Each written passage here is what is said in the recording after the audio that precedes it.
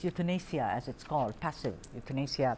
And now in this case, we also interviewed an elderly person, a woman, a school teacher, who said she's battling several diseases and she's requested the Karnataka government to give her the right.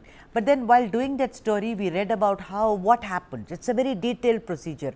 Like if I write in my will that I want euthanasia in case I'm dying of a terminal disease, then I have family, but what about those who do not have family?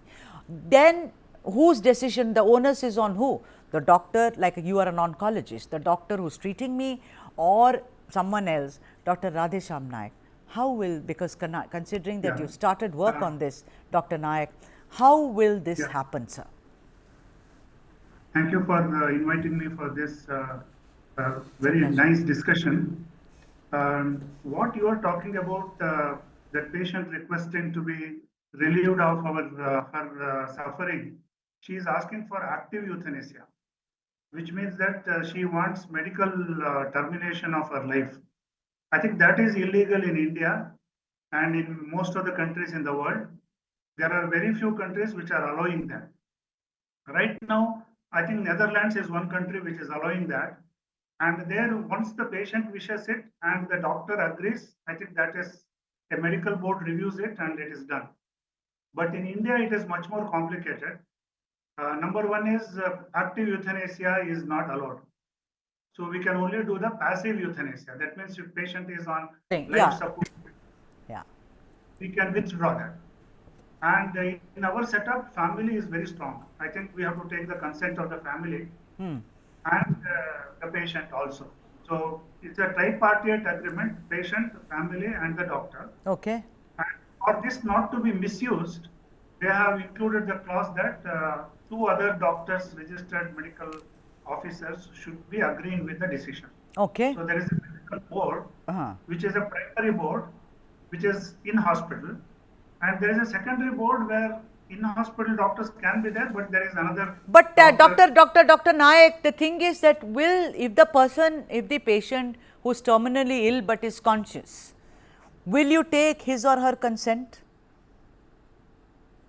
We actually should, according to what is internationally followed.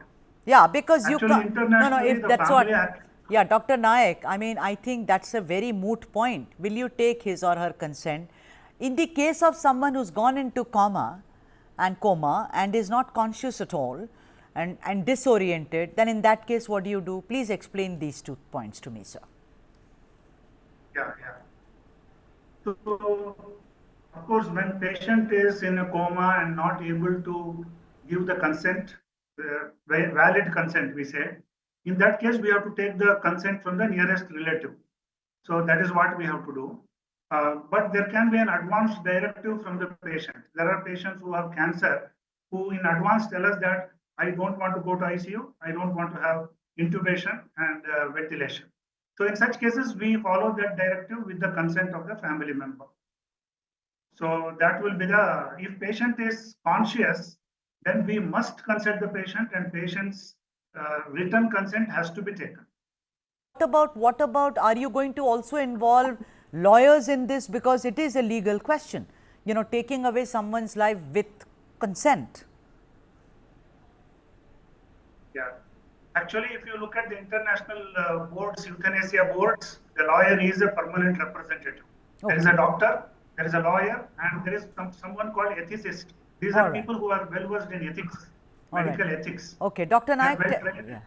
Dr. Naik, I mean, I heard, before I let you go, I want to ask you the last question. I've heard that work has already begun, and by April everything will be finalized, which is 1 month from now. Yeah, I think most of the hospitals will be able to constitute the primary board very easily, because you just have 3 doctors there. But secondary board, where the district medical officer has to appoint one person in that board, I think that is going to be a little more complicated. I think that process needs to be streamlined. All right.